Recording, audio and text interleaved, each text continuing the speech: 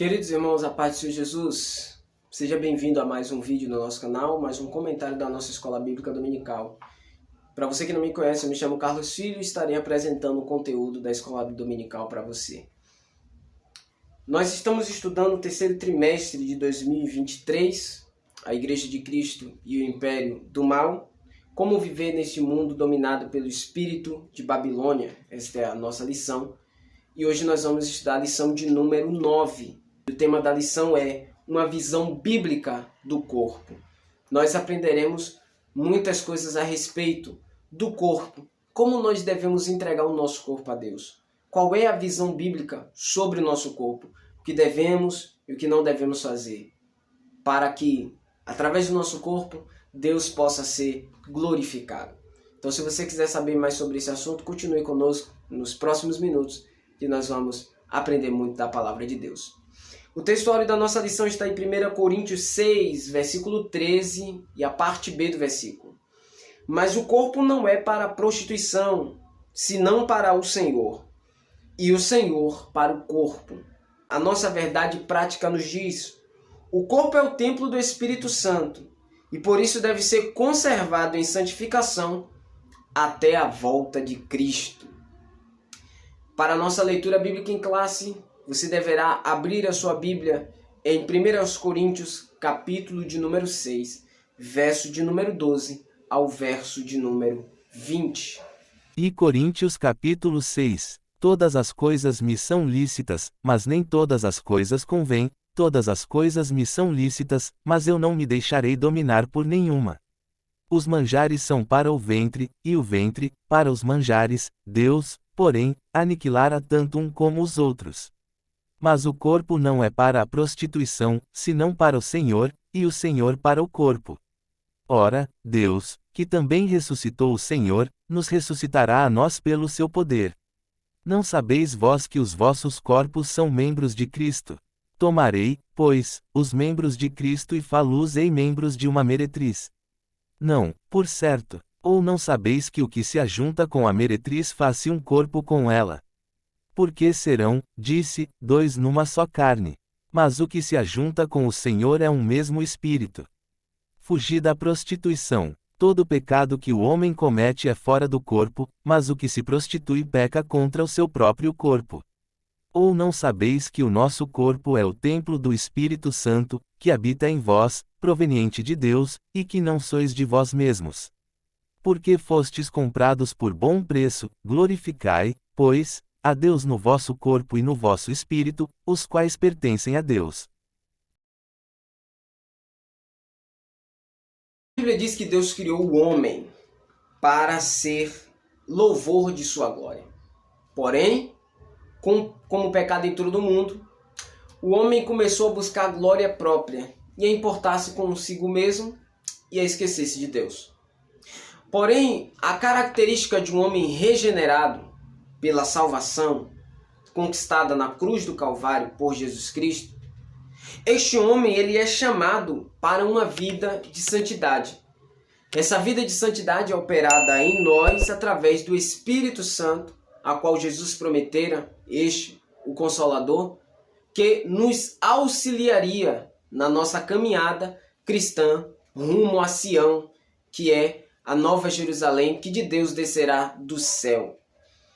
Essa santidade vai nos fazer alcançar o dia da glorificação dos nossos corpos, conforme Paulo escreve em suas cartas paulinas, que o nosso corpo será glorificado no dia do Senhor. Esse dia é o dia da sua vinda gloriosa para buscar a sua igreja, o seu povo escolhido, conquistado a preço de sangue naquele madeiro. Contudo, os conceitos seculares dessa pós-modernidade propagam uma forma de vida independente, sem a necessidade do Senhor e totalmente contrária aos preceitos divinos. Na lição de hoje nós vamos estudar a criação do homem e as características do corpo humano nas Escrituras e correlacionar esse tema com a visão secular do corpo hoje. Nossa finalidade aqui é apresentar a visão bíblica do corpo, seu propósito e a sua glorificação final. Primeiro ponto da lição, a criação do ser humano. Primeiro subponto, a origem da raça humana. O homem, ele é um ser único, criado por Deus. É o único ser vivo que Deus criou segundo a sua imagem e a sua semelhança, conforme Gênesis capítulo 1, versículo 26 e 27. Façamos, pois, o homem a nossa imagem e semelhança, segundo a nossa imagem e semelhança. Então Deus cria o homem segundo a sua imagem e a sua semelhança. Por isso, a declaração de fé das Assembleias de Deus ensina que nós fomos criados por um ato sobrenatural, imediato, e não por um processo evolutivo. Tá? Se você não sabe o que é a teoria da evolução, dizem que o homem começou primeiramente como um primata, e aí, com o partir dos anos ele foi evoluindo até se tornar o homem que é. A visão bíblica afirma que Deus, do pó da terra, desenhou o homem, fez um boneco. Quando esse boneco já estava pronto, Deus soprou nele o Espírito e aí ele vive. Deus criou o homem do pó da terra e fez a sua imagem e semelhança. O homem, quando foi criado e quando ele teve vida, ele já veio perfeito, pronto, sem nenhum erro, sem nenhum processo evolutivo. Ele já foi criado de forma sobrenatural, imediata, isso é, instantânea e perfeita, contrariando o processo evolutivo. Isso também é uma das brigas da teologia bíblica com a ciência, né? Principalmente a teoria do evolucionismo, né? Muito popularizado por Darwin. Assim, o homem, que é Adão, foi formado do pó úmido da terra. No hebraico, Adão denota nome próprio, mas também significa um nome genérico, significando homens ou humanidade. Logo, Adão ele foi o primeiro homem a ser criado, e na sequência Eva, tirada da costela de Adão, quando Deus fez ele cair num sono profundo. Eva, criada após Adão, a primeira mulher formada do corpo de Adão.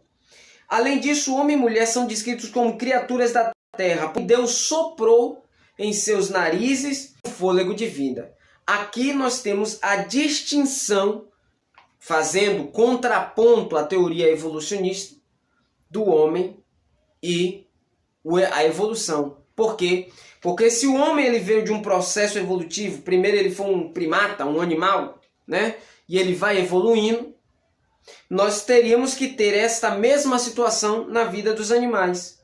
E o que distingue é justamente isso, que os animais, Deus disse haja, pela palavra, houve, existiu. Ao homem Deus criou com suas mãos e soprou neles. É aqui que está a diferença entre os animais e o homem. É que Deus soprou e os animais eles vieram à vida pela palavra de Deus, haja.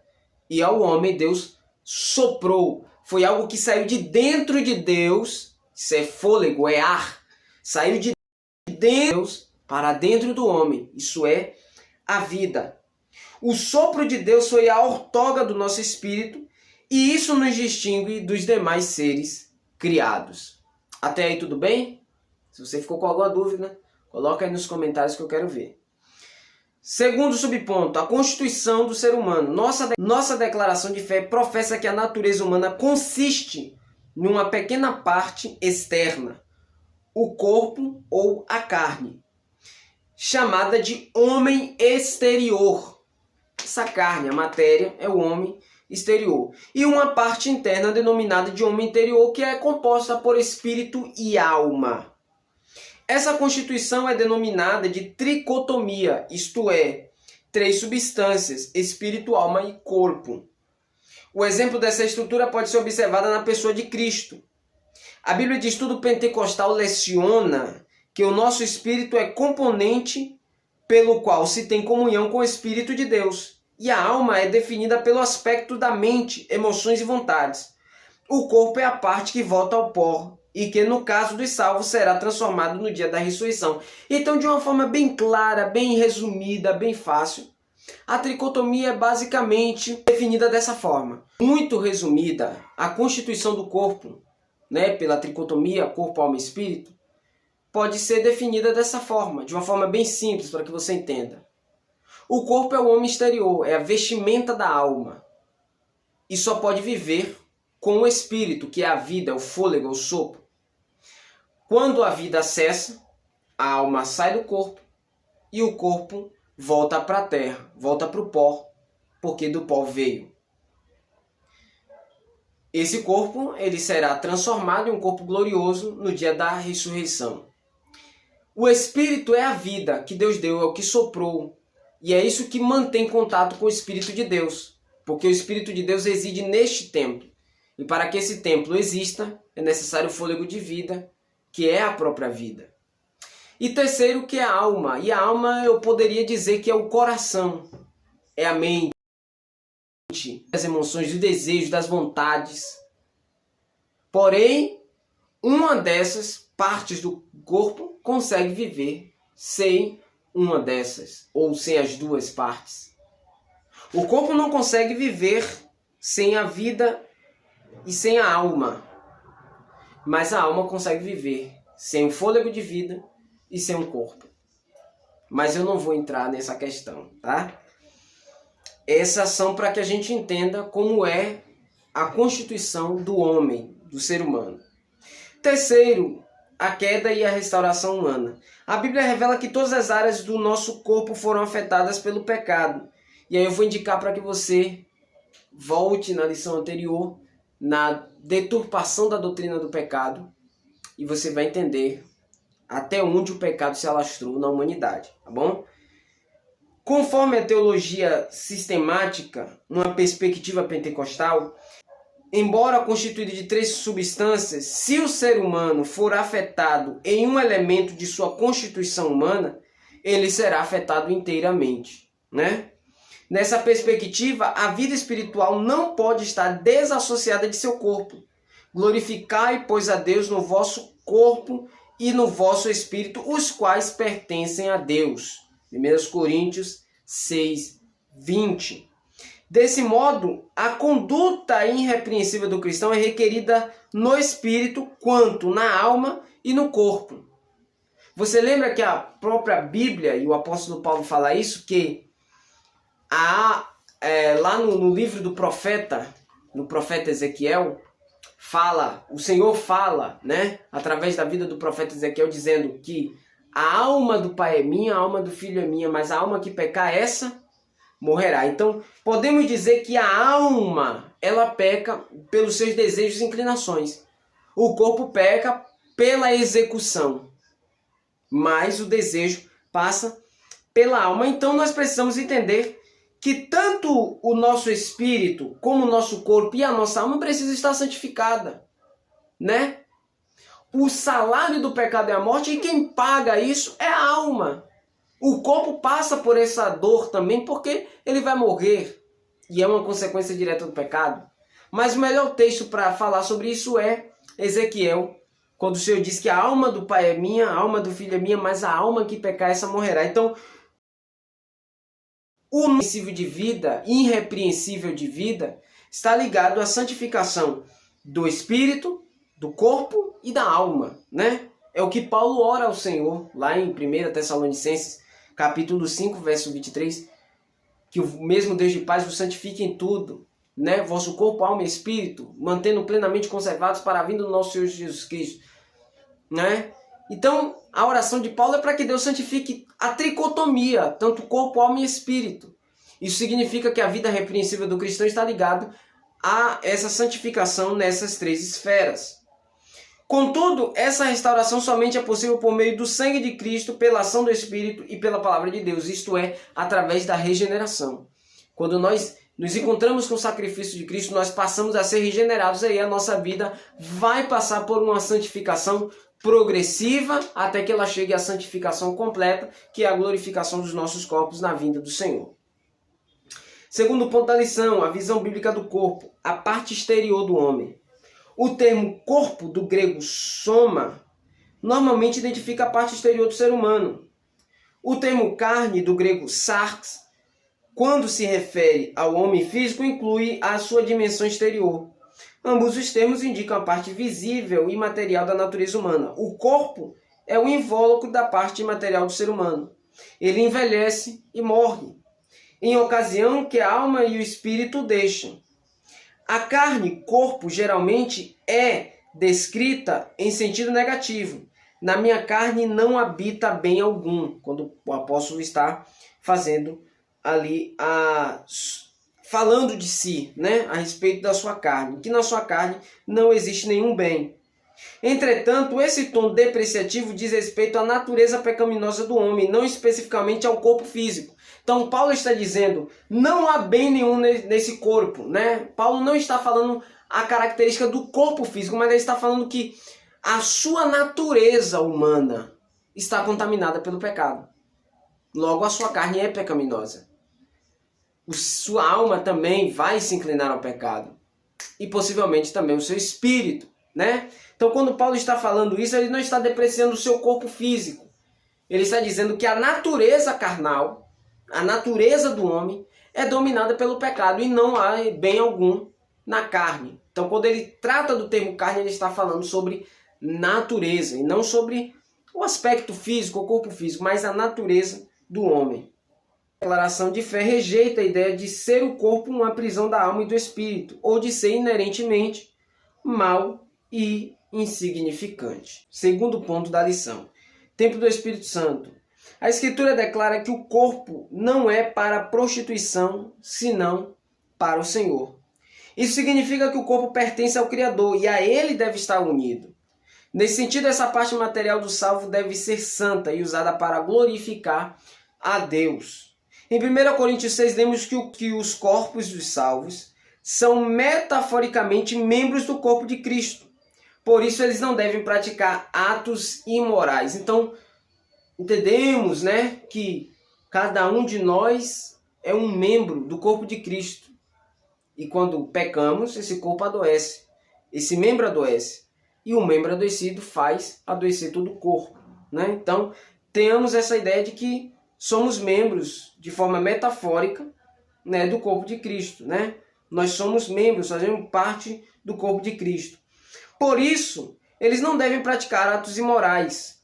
Aqui, o cristão é exortado a não pecar contra o próprio corpo, pois um resgate de alto preço foi pago por Cristo, tornando o crente templo e morada do Espírito Santo. Portanto, como santuário, o corpo nunca deve ser profanado por impureza alguma. E mais importante do que isso é saber que quando nós pecamos, né, contra o nosso corpo e cometemos qualquer outro tipo de pecado, nós estamos crucificando Cristo novamente. Porque se ele subiu ao Gólgota, ao madeiro, passou por todas as dores por causa dos nossos pecados, se nós pecamos deliberadamente, nós estamos levando Cristo novamente à cruz para ele ser torturado, para ele ser martirizado. Os nossos pecados fazem isso com Cristo. Então, precisamos ter ideia de que nós não podemos pisar o Filho de Deus e entender que o nosso corpo é um altar para Deus. E Deus não vai se manifestar num altar que há impureza. Então, precisamos buscar essa santificação. Terceiro ponto. Glorificação na ressurreição. A ressurreição de Cristo aniquilou o império da morte e garantiu a nossa ressurreição. Entre a morte e a ressurreição há um estágio intermediário, onde a parte imaterial do ser humano subsiste de modo consciente. Contudo, nosso corpo carnal não pode herdar o reino de Deus. Por isso, a última etapa de nossa salvação é a glorificação.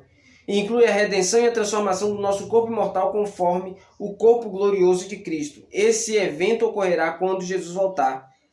Na ressurreição, a parte imaterial será reunida a um corpo incorruptível, glorificado, espiritual e imortal. Assim, a morte é o último inimigo a ser vencido. Então, a glorificação será nada mais, nada menos do que a transformação desse corpo que é pecaminoso, falando natureza, corpo pecaminoso, que nesse corpo pecaminoso está a natureza pecaminosa, ele será revestido de um corpo incorruptível, de um corpo glorioso, de um corpo santo, de um corpo puro, e aí nós voltaremos à essência de ser semelhantes a Deus.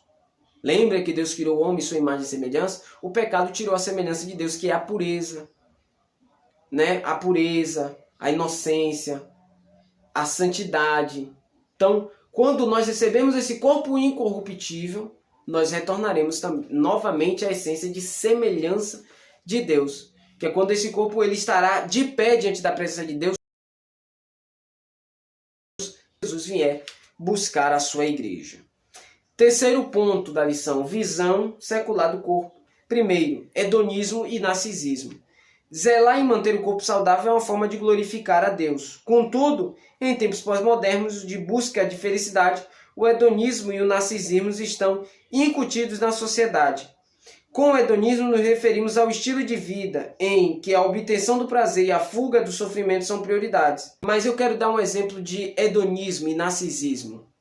O bodybuilder, que são aquelas pessoas que fazem academia, treinam pesado, tomam remédios, esteroides para ficarem gigantes, para ficarem com aspecto, um corpo bem robusto, bem musculoso para disputar campeonatos, né? E o campeonato mais famoso que ele tem é o Mr. Olympia. E aí vários homens de vários países treinam, se afogam em drogas para poder alcançar o corpo perfeito para poder passar. Isso é um narcisismo, é um hedonismo, é a cultura do corpo, o culto ao corpo, né? Não é a pessoa fazer um exercício físico ou entrar na academia porque vai cuidar da saúde. Ela quer fazer porque vai cuidar da saúde e porque ela quer mostrar o seu corpo, né? Ela quer que as pessoas tenham uma boa reação do seu corpo. Então, isso é uma cultura narcisista. É o narcisismo. É a estética acima de tudo, né? Tudo é permitido. Com narcisismo, aludimos ao amor excessivo que uma pessoa tem por si própria. Então, é a luta incessante para se apresentar e receber bastante elogios. E até mesmo ela mesma olhar para si e falar que ela se acha, se gosta, se ama. Tudo buscando uma estética para aceitação de outras pessoas. Então, eu não faço isso mais somente para cuidar da minha saúde. Eu faço isso para também ter uma aceitação, para que as pessoas olhem para mim e digam, você é o cara. Isso é narcisismo, né? Isso é narcisismo. De acordo com essa abordagem, refere-se ao indivíduo que, de modo insensato, persegue o corpo ideal por meio de uma boa estética a qualquer custo e se porta com ostentação em busca da autorrealização e de ser admirado. Em oposição a essa cultura, Paulo ensina: todas as coisas me são lícitas, mas nem todas me convêm.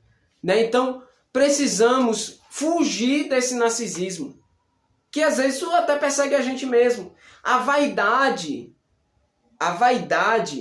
nas vestimentas também é um narcisismo disfarçado, aonde eu estou sempre lutando, gastando, fazendo dívidas para ter a melhor roupa, o melhor sapato, a melhor camisa, a melhor gravata, para que eu chegue na igreja, as pessoas olhem para mim, vejam o meu look impecável e digam, cara, isso é aceitação. Eu não preciso disso, mas eu faço para ser admirado, para ser elogiado. Isso é narcisismo, né? É você ir além daquilo que você precisa. Você tem que impressionar as pessoas. E essa é uma cultura também das redes sociais. Ostentação. Alguém comprando um carro que não tem condição de ter, mas compra para ostentar e para mostrar que tem, para ser elogiado e admirado. Mas nos bastidores essa pessoa sofre de tristeza, né? Paulo ensina isso. Todas as coisas me são lícitas, mas nem todas me convêm. Você pode tudo, mas nem tudo convém a você. Aí fica no seu julgamento se você fará ou não fará.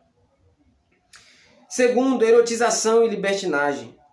Ao formar o ser humano, Deus também criou a sexualidade. Portanto, não se trata de algo impuro. O pecado não está no sexo, mas na perversão de seu propósito. O sexo não é pecado. Deus criou o sexo para os homens. Essa ordem foi dada antes que o homem caísse no pecado. Cresça e multiplique-se. O sexo é bom, mas o sexo ele deve ser feito nos limites estabelecidos pela palavra de Deus. Né? Uma união civil de ambas as partes para que eles possam, né, iniciar a vida sexual. Nós entendemos diante da Bíblia o que a nossa declaração de fé também fala, que a relação sexual do casal, ela não deve ser só para procriação, mas também deve proporcionar prazer dentro dos limites do matrimônio, que é o que eu falo sobre a união civil de ambas as partes, o casamento, e do uso natural do corpo. O que é uso natural? Aquilo que foi feito para ser feito, e aquilo que não foi feito para este propósito não deve ser utilizado. E eu não vou ser explícito aqui para falar, porque você sabe muito bem o que a Bíblia diz e o que ela não diz a respeito desse assunto. Todavia, em nossos dias, a erotização do corpo é explorada nas mídias, artes, músicas e literaturas. O objetivo é seduzir e estimular as pessoas às práticas sexuais ilícitas. Como resultado, a licenciosidade, isto é, a conduta sexual desagregada e imoral, prolifera assustadoramente. Diante disso, o apóstolo Paulo adverte: todas as coisas me são lícitas, mas eu não me deixarei dominar por nenhuma. Então, as mídias, a secularização está fazendo isso. Propaganda de carro tem que ter uma mulher, que é para atrair a questão sexual. Propaganda de smartphone, qualquer coisa, músicas, letras de música. As músicas hoje estão banais. Hoje a pessoa não precisa nem entrar num site pornográfico. É só ela botar uma música que ela vai ouvir a pornografia cantada. Né? Então tudo está relacionado ao sexo. E isso estimula as pessoas a sexualidade ilícita. Aí o que vem? Gravidez indesejada.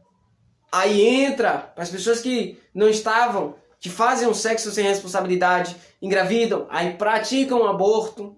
São uma cadeia de coisas que vão fazendo, e isso vai atolando os homens cada vez mais, puxando eles para o abismo. Né? Então, nós precisamos entender isso, né?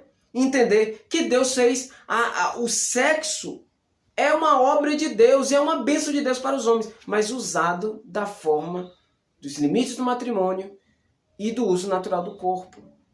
Então tem práticas sexuais que são feitas entre casais, homem e mulher, que a Bíblia é contra. E isso está ligado também à erotização e à libertinagem. São impurezas sexuais, pecados sexuais, que infelizmente muitos casais cristãos cometem. E cometem consciente. Porque não é o uso natural do corpo. E isso se constitui pecado. E Paulo diz, tudo isso são lícito. Ou seja, você pode fazer tudo isso, mas porque você é crente, você foi salvo por Cristo, suas condutas não devem ser iguais do mundo. Você não deve se dominar por essas coisas. Andem em espírito e vocês não serão dominados pela carne. Paulo fala isso. É interessante. Terceiro, liberdade e autonomia. A Bíblia atesta que o homem é dotado de livre-arbítrio. Isso indica autonomia para tomar as suas próprias decisões e de se autogovernar. Somos livres, porém todos os nossos atos serão alvos do juízo divino. Aqui está o grande problema de viver uma vida como se Deus não existisse. É que um dia nós compareceremos ao juízo de Deus. E no juízo de Deus, nós daremos conta de todas as nossas ações. E esse dia será um dia terrível para aqueles que não renunciaram às suas vontades por amor a Cristo. Não obstante, no atual cenário, ideias secularistas promovem a banalização do corpo. O existencialismo ateu, por exemplo, afirma que para descobrir o sentido da vida, o homem deve usufruir da sua liberdade incondicional. Nesse aspecto, livre de qualquer moral divina, o indivíduo passa a exercer total controle sobre o corpo. Desse modo, seus adeptos atuam contra o corpo na legalização do aborto, da prostituição, das drogas, do suicídio assistido, dentre outros. Contrário a esse ativismo, o apóstolo Paulo assevera: não sabeis que não sois de vós mesmos? Então Paulo está dizendo que o nosso corpo não pertence a nós. Que já existe um dono do nosso corpo. Esse dono é Cristo, é o Espírito Santo. Ele habita em nós e nós não somos de nós mesmos. Portanto, glorificai a Deus nos vossos corpos e no vosso espírito. Então, essa é uma clara ideia, que ele dominasse e fosse dono do nosso corpo. E aí nós não podemos nos dominar. Precisamos deixar que o Espírito de Deus nos domine. Se o Espírito de Deus nos dominar, nós não entraremos nas concupiscências da carne. Nós não daremos vazão aos desejos carnais. Então, nessa lição que a gente aprende, para finalizar esse tópico, é que o homem ele tem o livre-arbítrio, ele tem a livre escolha de fazer aquilo que achar bem, mas entenda que você vai passar pelo juízo, e no juízo você dará conta de tudo aquilo que você fez. A erotização, o hedonismo, o narcisismo, a libertinagem são partes das visões seculares do corpo. E que a igreja é antagônica, a igreja está andando em outra direção dessa visão. O homem, quando foi criado por Deus, foi constituído de corpo, alma e espírito. O corpo, com a entrada do pecado, foi sentenciado à morte, morreu uma só vez e voltar ao pó da terra. O espírito voltar a Deus que deu e a alma seguiu o juízo, que é passar a eternidade aguardando o dia do julgamento do Senhor pelas suas ações. Então, nós entendemos que este é o destino de alguém que não se atentou a Deus. Mas, para aquele que foi regenerado, o corpo continuará com sua sentença, retornar à terra, porque é consequência direta do pecado. O espírito voltará a Deus, mas a alma, ela irá aguardar o dia do repouso. O dia de que Cristo virá. E aí esse corpo que voltou para a terra se unirá ao seu espírito e sua alma. Ele será glorificado e aí sim poderá participar dos gozos da cidade vindoura que Cristo foi preparar. Assim nós entendemos que o corpo ele não deve ser tratado como algo pejorativo, mas deve ser olhado com cuidado, com santidade, para que o nosso corpo venha a ser um templo e um altar que Deus se manifeste. Que Deus possa abençoar você. Eu espero você na nossa próxima aula. Não se esqueça de se inscrever se não é inscrito, deixar o teu like, teu comentário e compartilhar com seus amigos. Nós nos vemos na próxima.